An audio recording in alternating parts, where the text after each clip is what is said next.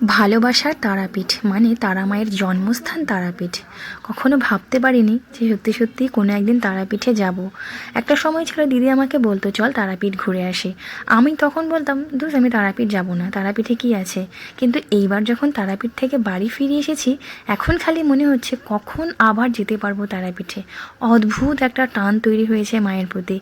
জানি না কি আছে, তবে সত্যিই কিছু না কিছু নিশ্চয় আছে।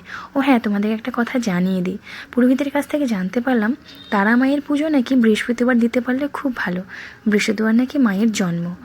আর আমরা তারাপীঠে এসেছি এই পুচকু সোনার মুখে প্রসাদ করতে। ভাই মানত করেছিল তার ছেলেকে নাকি এখানে মুখে প্রসাদ করবে, মানে মায়ের কাছে মুখে প্রসাদ করবে। তো সেই উদ্দেশ্য নিয়েই আমরা এসেছি তারাপীঠে। তো আমাদের মোটামুটি পুজো টুজো কমপ্লিট হয়ে গেছে। আপাতত আমরা একটুখানি এখানে বসে রেস্ট নিচ্ছিলাম। তো সেই ফাঁকে একটুখানি ছোট্ট একটা ভিডিও করেছি। পরবর্তী মিনি ব্লগের জন্য অবশ্যই চ্যানেলটি সাবস্ক্রাইব করো।